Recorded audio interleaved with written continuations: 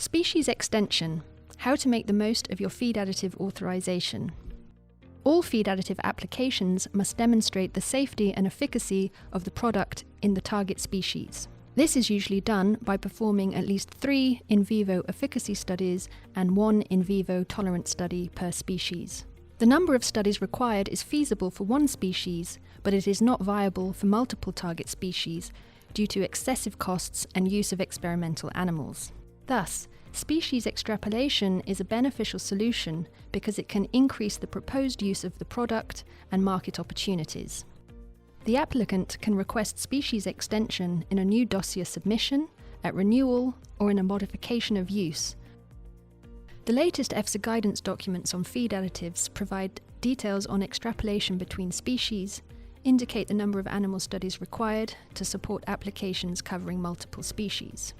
The ability of applicants to now extrapolate to different species reduces the need for in vivo studies and supports the 3 R's approach, which is to reduce, refine, and replace the use of animals in science. So how does species extrapolation work? During the extrapolation of data, both safety and efficacy must be considered. For efficacy, applicants can use their scientific data to extrapolate within the same species. For example, studies in animals for fattening can be extended to animals of the same species reared for reproduction, e.g. chickens for fattening to chickens for laying or breeding.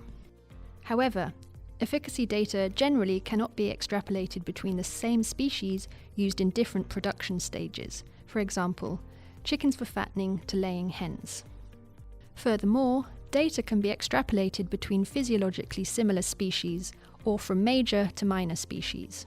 For example, from chickens for fattening to other poultry for fattening such as turkeys, ducks, geese, and minor species such as pheasant, quail, ostrich, and ornamental birds.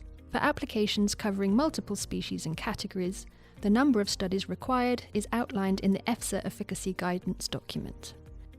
For example, to cover all poultry species, you will need to perform 3 studies in chicken for fattening and 3 studies in laying hens to cover the different production uses. For all food-producing species, efficacy must be demonstrated in species with different digestive systems. So you would need to perform studies in ruminants, poultry, pigs, and finfish. This means that you would need to perform 24 studies to support all food-producing animals. For pets and non-food producing animals, if efficacy has already been demonstrated in food-producing animals and the intended effect is the same, then 1 study for each pet, non-food producing species is required, with up to a maximum of 3 studies.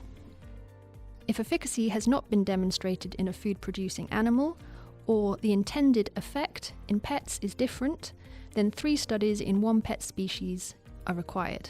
1 additional study would be required in each additional pet species, up to a maximum of 3 species. For target animal safety, data from tolerance studies in individual species can be used to support safety in other physiologically similar species, as long as there is a sufficient margin of safety. If the application is for all animal species, tolerance studies should be conducted in salmonids, chickens for fattening, piglets, and dairy cows. For all pets and non-food producing animals, studies would be needed in cats, dogs, and a 3rd species, for example, a laboratory animal such as a rat or a mouse. In conclusion, it is important to remember that when considering species extrapolation, you must consider both safety and efficacy. The EFSA guidance must be read carefully to make sure that you perform the correct number of studies in the correct species and physiological categories. This will save you time and money, and most importantly, reduce the number of animals used in science.